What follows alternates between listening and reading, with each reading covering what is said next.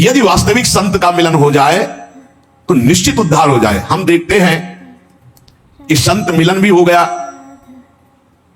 तो हमारा कल्याण नहीं हुआ, हमारा दोष नहीं नष्ट हुआ, तो इसका मतलब है कि अभी हम उनकी आज्ञा पर नहीं हैं। जो आज्ञा कर रहे हैं उनका हम पालन नहीं कर रहे।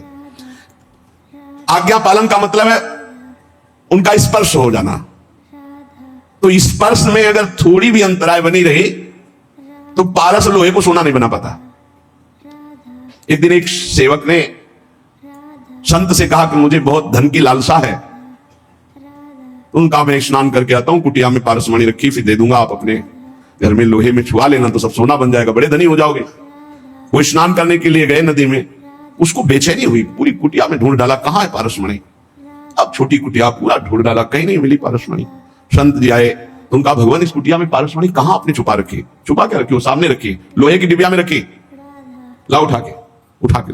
उनका भगवान ये पारस कैसे हो सकती, जब लोहे की डिबिया कोई सोना नहीं बना पाई तो ये आप हमको क्यों बहलावे में डाल रहे हैं कि हम पारसमणि दे देंगे, आप लोहे में स्पर्श कराकर सोना बना लेंगे। तो उनका रुक जाओ, खुला और रुई का बीच में भेद है, पर्दा है। बोले देखिए लोहे की डिबिया और बीच में रुई और ऊपर पारसमणि, इसलिए सोना नहीं, जो हटा करके सीधे स्पर्श कराया और सोना बन गए। जब तक हम मनमानी अहंकार से प्रेरित होकर आचरण करेंगे तो संत संग होने पर भी स्पर्श प्राप्त नहीं हुआ, नहीं तो लोहा स्वर्ण बन जाता है पारस के स्पर्श से। और संत आप सरिस चाहे सबकी ना, वो अपने समान बना देते हैं। संत मिले, लाभ नहीं हुआ, इसका मतलब है आपने सत्संग को धारण नहीं किया, आज्ञा पालन नहीं की, मनमानी आचरण किए। लेकिन फिर भी तुम्हें निराश नहीं होना। ध्यान दीजिए, संत बहुत बड़े धनी हैं और हम दरिद्र हैं, तो एक और प्रणाली है वसीयतनामा। अपनी संपत्ति को अनाधिकारी को भी दे सकते हैं। तभी कहा है कि संतन के संग लाग तेरी अच्छी बनेगी। नहीं हम आचरण उतार पा रहे, हम उस कोट से नहीं आज्ञा पालन कर पा रहे, हम गला भी नहीं छोड़ने वाले, आपके गले पड़ गए। अब हम आपको छोड़ने वाले नहीं, आपका पीछा छोड़ने वाले नहीं, हम आचरणहीन हैं, आपके योग्य नहीं, पक्की बात, पर हम आपको छोड़ने वाले नहीं। ऐसे पीछे पड़ जाए, वो दुत्कारे, चलो उनके पीछे पड़ जाओ। तो बोले उनको अपनी भागवतिक संपत्ति का वसीयतनामा करना आता है, और आज तक इसी पद्धति से परम पद मिला है। संतों की आज्ञा पर अक्षरशः तो कोई संत ही चल पाएगा, अपने तो साधारण जीव है, उनकी आज्ञा में कहीं ना कहीं त्रुटि तो हो जाती। तो हमें निराश नहीं होना, हमें दूसरी बात पर ध्यान देना है कि वसीयत, अच्छा तो बोले एक दो को वसीयतनामा एक को कर देंगे, नहीं इनकी संपत्ति इतनी बड़ी है कि अनंत ब्रह्मांडों का वसीयतनामा करने के बाद फिर भी बची रहेगी, क्योंकि अनंत है इनकी संपत्ति। भगवान का एक नाम अनंत है, अनंत संपत्ति है।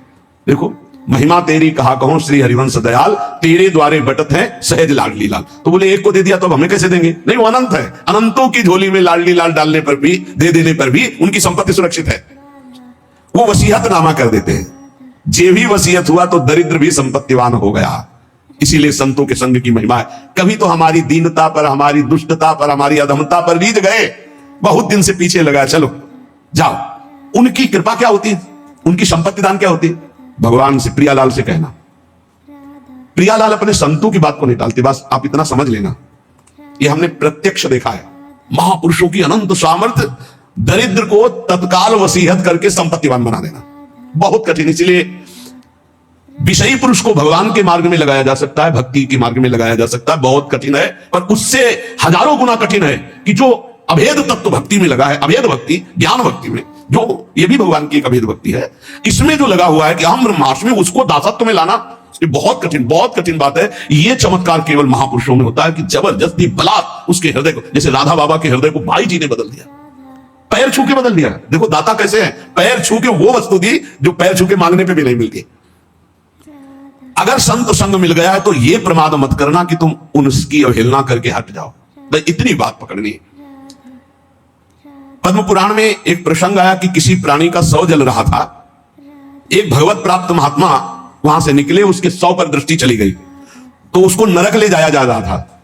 उस प्राणी को जिसका शरीर जल रहा था यमदूत नरक ले जा रहे थे, और उस भगवत प्राप्त महात्मा की दृष्टि पड़ गई चिता में जलती हुई, तो तत्काल वहां भगवत पार्षद आ गए, यमदूतों से छुटा के भगवत धाम, यात्रा बदल गई उसकी, नरक ले जा रहे तो भगवत धाम चले गए। मृत व्यक्ति की जली हुई चिता पे दृष्टि पड़ने मात्र से जब वो भगवत प्राप्ति के योग्य हो गया, तो चिंदा में उनकी दृष्टि पड़े, उपदेश हो, नाम कीर्तन सुने, उनकी आज्ञा पे रहे, तो उसको भगवत प्राप्ति नहीं हो जाएगी, इसमें क्या संशय?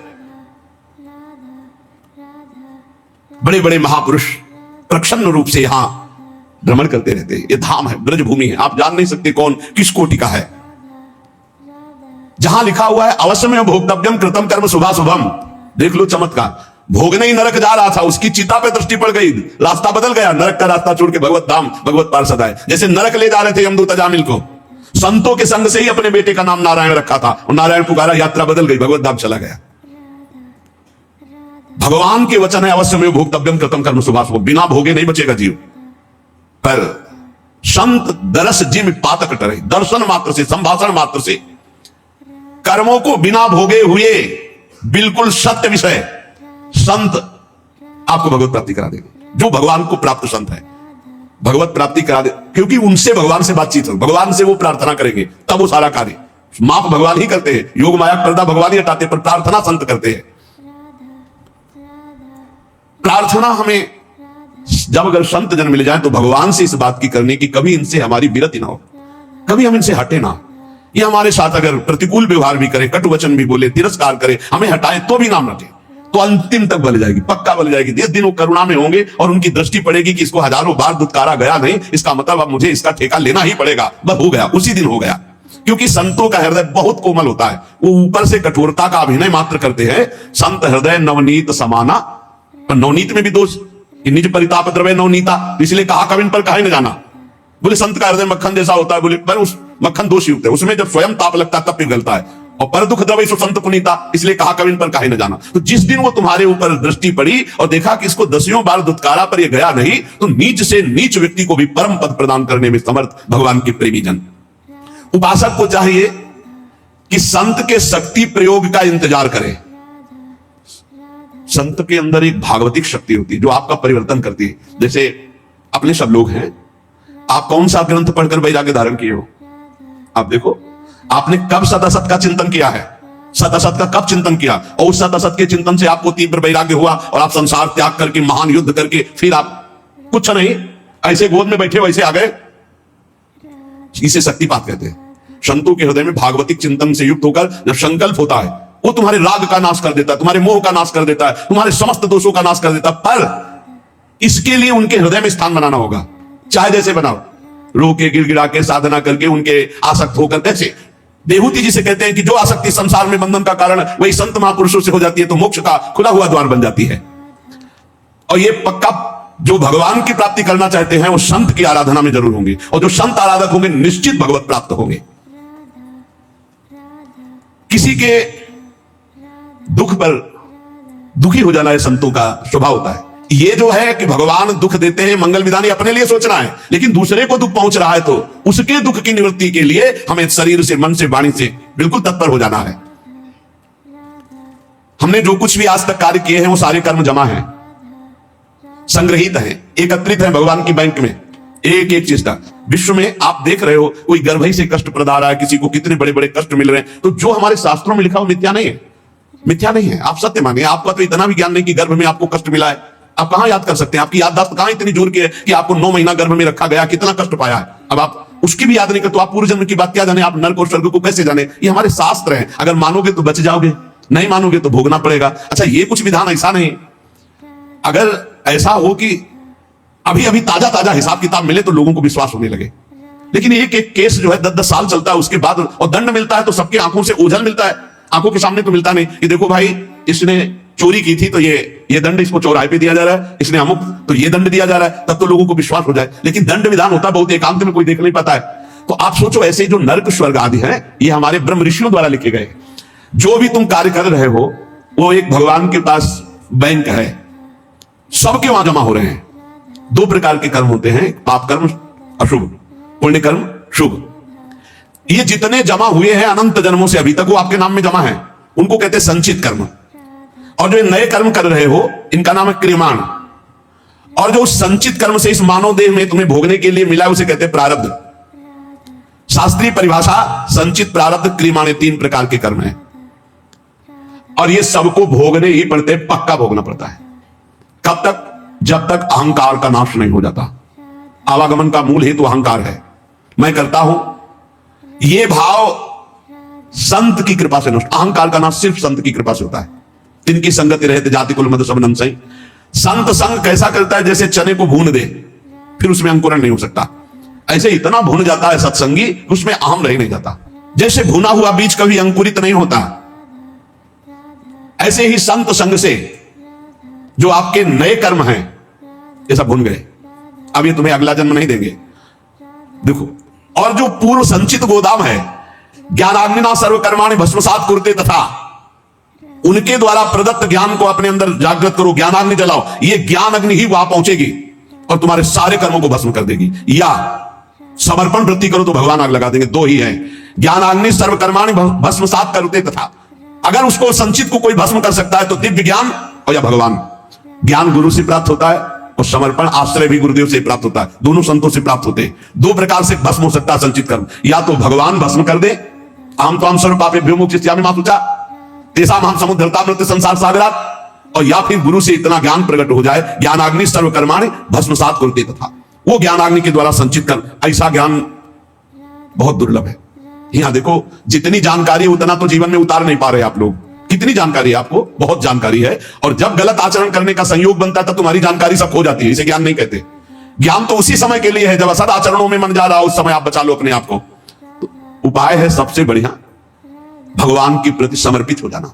मत चित्ता सर्व दुर्गाणि मत प्रसादात् तरिष्यति। जिसने मेरे में चित्त लगा दिया सब दुर्गुण नष्ट हो जाते हैं और मैं उनके संचित कर्मों को भस्म कर देता हूं।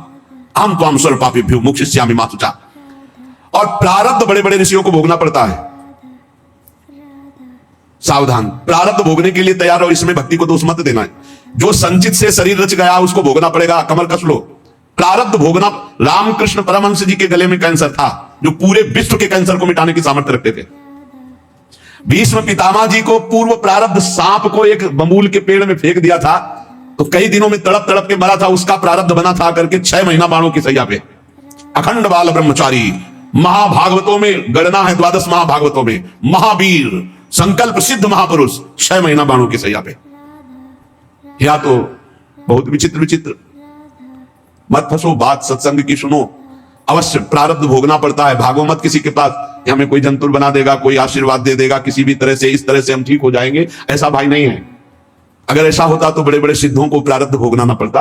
आप विश्वास कीजिए, बहुत बड़े बड़े महापुरुषों को कष्ट शारीरिक भोगने पड़े हैं, चाहे कोई भी हो। आप जिन जिन महापुरुषों के सानिध्य में देखा, अरे भाई इतना कठोर तप और भजन और शरीर का प्रारब्ध आया तो पैर में कीड़े पड़ गए। आप नहीं समझते, प्रारब्ध बहुत बलवान होता है। ये सब भगवान की माया का खेल है। प्रारब्ध शरीर का बड़े बड़ों को भोगना पड़ता है, उसको मिटाने की चेष्टा न करके भजन करके सहते हुए भगवत प्राप्ति की तरफ चलो। इसलिए आज तक बड़े बड़े महापुरुष, भाई जी सर्वज्ञ महापुरुष हो गए थे, सर्वज्ञ।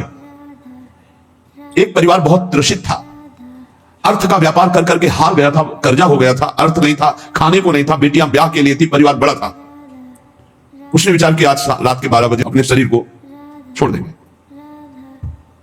शाम टाइम गाड़ी दरवाजे पे लगी और उस गरीब आदमी के दरवाजे गाड़ी, वो घबरा गया कि क्या हो गया, हमारे पास कौन है, कोई रिश्तेदार नहीं, कोई मित्र नहीं, कोई हम पर। गाड़ी से भाई जी उतरे। भाई जी को कभी देखा नहीं, अपने आप अपने घर जैसा भाई जी अंदर जा रहे। अवस्था ज्येष्ठ श्रेष्ठ, इसलिए कहा बाबूजी कैसे आप, आपसे ही बात करनी, थोड़ा एकांत में चलिए आप। तो बड़ा आनंद मिल रहा था, कोई संशय नहीं हो रहा था, क्योंकि भगवत प्राप्त महापुरुष वो बावरा हुआ जा रहा था कि मानो हमारे घर भगवान ही आए हैं। कमरे में ले गया, बोले दरवाजा बंद कर लो। बंद किया।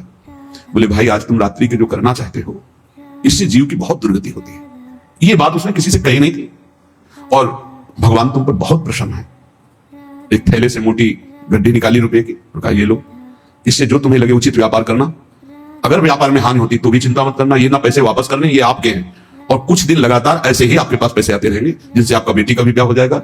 बड़े बड़े धनी मानी भाई जी के चरणों से जुड़े थे, तो धन का प्रथम सदुपयोग यही है, इसलिए भाई जी प्रेरित कर देते थे। अब वो रो के चरणों में गिर गया, मेरे भगवान आपके। भाई जी ने कहा भगवान आपको बहुत प्यार करते हैं। उन्होंने ऐसे सर्वज्ञ महापुरुष जो सब बात। एक आदमी कंबल उड़े हुए, आप पढ़ लेना चरित्र, मुंह ही नहीं खोल रहा था, उसे कई लोग लाए हुए थे। भाई जी ने कहा क्या हो गया? बोले शरीर छोड़ना चाहता है और आप ही समझा सकते हो। भाई जी ने कहा क्या है, कंबल क्यों उड़े हो? हटाओ कंबल। जब कंबल हटा, मवाद बह रहा था, गलित कुष्ठ पूरे शरीर। बोले भाई जी से कहा कि बाबूजी अब ऐसे में शरीर रखना उचित है या त्याग देना? भाई जी ने कहा शरीर श्री कृष्ण प्राप्ति के लिए गले से लगा लिया। वो चीख पड़ा, नहीं मेरा घृणित शरीर खत्म। ऐसे महापुरुष अपने उदर के कैंसर में भारी पीड़ा से युक्त शरीर का त्याग किया। आप सोचो, जो चुटकी बजाते भजन बल से प्रारब्ध नष्ट कर सकते हैं, अपने ऊपर लेकर के प्रारब्ध बड़े बड़ों को भोगना पड़ता है। भीष्म पितामह के रोम रोम में बाण लगे थे, शरीर में 2 अंगुल जगह भी नहीं बची थी जहां बाण ना लगा हो। इतने बाणों से विद्ध होने पर भी वो हर समय श्री कृष्ण सुमिरन कर रहे थे। वृंदावन में रामकृष्ण दास जी बड़े भारी महात्मा थे, उनको भी कैंसर हो गया। प्रारब्ध के भोग भोगने पड़ते हैं। प्रारब्ध के भोग में यदि दृष्टि बदल सकती है तो कोई संत महात्मा पहुंचा हुआ उसे मिटा सकता है। वो भी मिटाते क्या है, सब समेट के अपने ऊपर ले लेते हैं। आप सच्ची मानिए, संतों की कृपा हम कैसे, आपने कई बार सत्संग में सुना होगा, अपने ऊपर प्रारब्ध लेकर अपने पैर को कटवा दिया, लेकिन एक गरीब आदमी के कैंसर को अपने ऊपर लेकर मिटा दिया। ऐसे तो बहुत से संतों के चरित्र देखे गए। हम लोगों को चाहिए कि प्रारब्ध मिटाने की कोशिश न करके भजन करके भगवत प्राप्ति की चाह करें। भगवान सबके मन में ही बैठे हुए देख रहे हैं। मन से ही दुख सुख होता है। जब आप भजन करेंगे तो प्रारब्ध का आपको दुख नहीं होगा, भोगने में बड़ा आनंद आएगा। भला दुख भोगने में आनंद आता है, लेकिन आनंद आता है कब? जब मन भगवान से जुड़ा होता है। आप ये समझ लीजिए, दुख भोगने में बड़ा आनंद आता है जब मन भगवान से जुड़ा होता है। मन में भगवान बैठ जाते, आनंद ही आनंद। प्रारब्ध का भोग 3 प्रकार से होता है, एक स्वेच्छा से, एक अनिच्छा से और एक परीक्षा से। हमारे मन में हमारा प्रारब्ध भोग प्रेरणा करता है और हम कुछ अपने साथ गलत कर बैठते हैं, गलत चेष्टा। वो बहुत बुरा प्रारब्ध होता है, जैसे जल में छलांग लगा दी, पेड़ में लटक गए, आग में कूद गए, जहर खा लिया या कुछ ऐसा। ये बहुत बुरा प्रारब्ध होता है। इससे बचना असंभव सा है।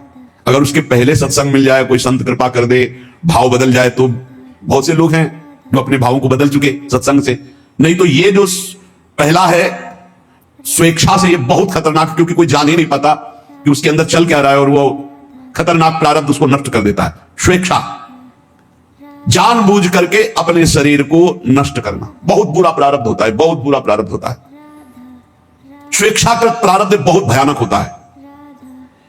यह तभी मिट सकता है जब किसी महापुरुष का संग मिल जाए और उनके वचनों से हमारा चिंतन बदल जाए। वो चिंतन तभी बदलेगा, पाप हल्के होते हैं दर्शन से, संभाषण से, उनकी कृपा से। वो कहते हैं ना, आपने बचा लिया, नहीं तो हम तो शरीर को नष्ट कर देते। मतलब उनकी विचारधारा को परिवर्तित कर दिया गया, क्योंकि स्वेच्छाकृत प्रारब्ध है, ये आपके अंदर ही बैठा हुआ मार देगा।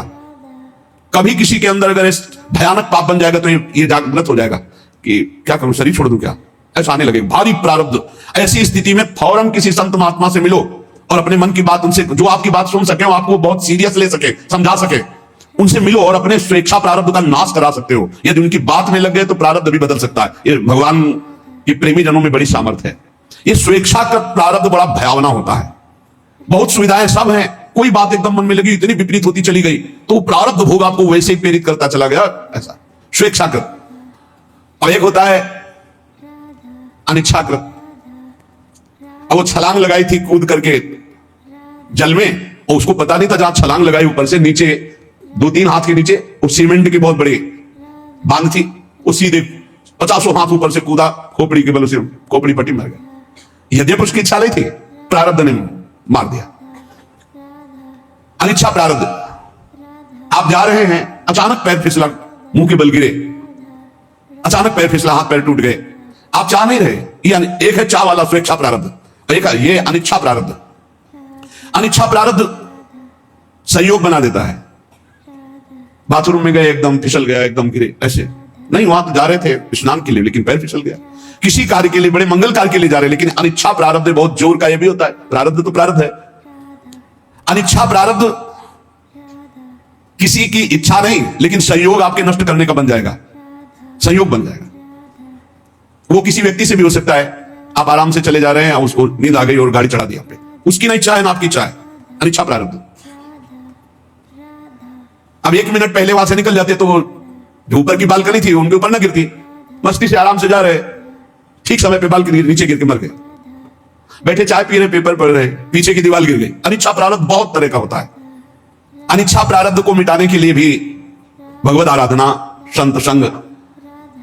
कई बार आपसे प्रार्थना की है, अगर आप याद किए हो सत्संग में, कि आप जब अपने घर से निकले तो 5 महाभागवतों का नाम जरूर ले ले, बिल्कुल आपका हर प्रारब्ध संयमित हो जाएगा। आप ध्यान रखना, भक्ति भक्त भगवंत गुरु चतुर नाम बपु एक, इनके पद बंधन के नासत विघ्न अनेक। हमारी हाथ जोड़ के प्रार्थना है कि इतना बड़ा विघ्न जिसे कोई विघ्न राज नहीं काट सकते, वो भक्तों का स्मरण काट सकता है। अजहू सोच विचार के गई भक्तन पद ओट, हरि कृपालु सब पाचली छमी है तेरी कोट। उचित समझो आप अगर तो अपने यहां जो श्रृंगार के बाद भक्त नामावली होती है, बहुत छोटा भी है और बहुत से संतों के नाम हो जाते हैं। अब जैसे ध्रुवदास जी के है तो काफी बड़ी है। अगर ऐसा भी ना हो तो 10-5 महापुरुषों के नाम याद कर लो। तो जब आप घर से निकलो तो पहले उनके स्मरण कर लो। हरिवंश महाप्रभु की जय, स्वामी हरिदास जी महाराज की जय, हरिराम व्यास जी की जय, हरिदास देवाचार्य जी की जय, नागरीदास जी की जय, सेवक जी महाराज की जय, ध्रुवदास जी, जो संत याद आवे, कबीरदास जी महाराज की जय, रहीमदास जी महाराज की जय। सब भगवान में लगे हुए प्रेमी जन जो है, जितने भी भक्तों की याद आवे, आप पक्का समझ लो, जब आपको भय का अवसर लगे, हमारी प्रार्थना मान लेना, भक्तों का नाम स्मरण करने लगना।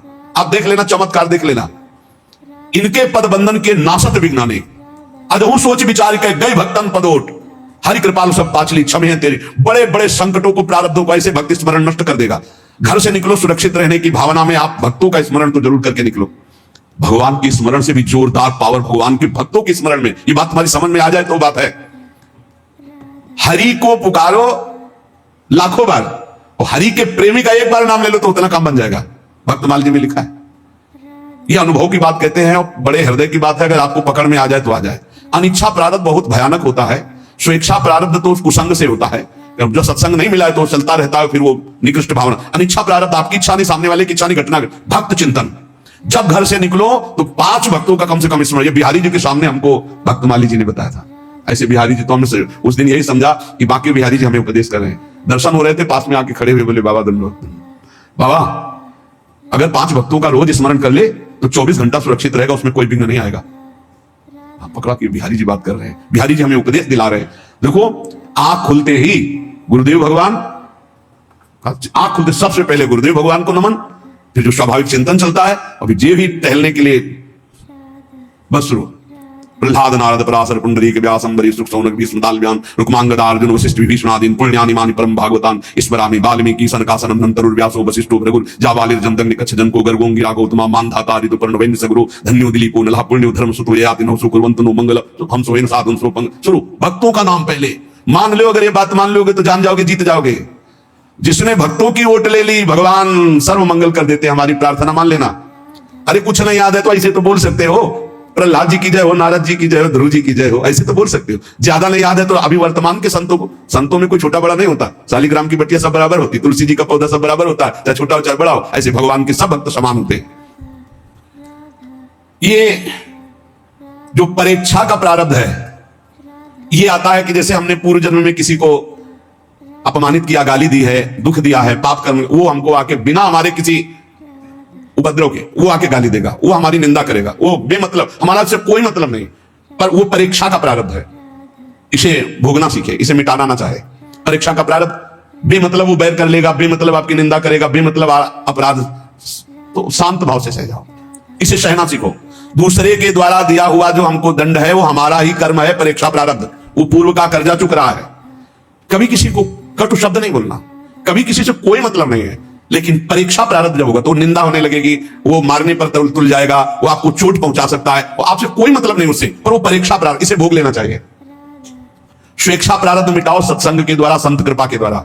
अनिच्छा प्रारब्ध मिटाओ खूब भजन साधन अनुष्ठान करके, और परीक्षा प्रारब्ध को भोग लो, जो शरीर पे जैसे भी विधान आवे, और इसी जन्म में भगवत प्राप्ति कर। और हमें तो लगता है कि ना स्वेच्छा, ना अनेक्षा, ना परीक्षा, भगवत इच्छा में स्थित हो जाए, जो ही प्यारो करे, सोई मोहि भावे, तो सब खत्म हो गया। सच्ची मानिए, फिर ये दिमाग में नहीं आएगा कि हम इसका मंगल करें, क्योंकि ये तो प्रभु को समर्पित हो गया है। अब क्या मंगल करना? अब कोई इसका मंगल कर रहा है तो प्रभु का विधान है, हम राजी है उसी में जिसमें प्रभु हमारे राजी है। राधा राधा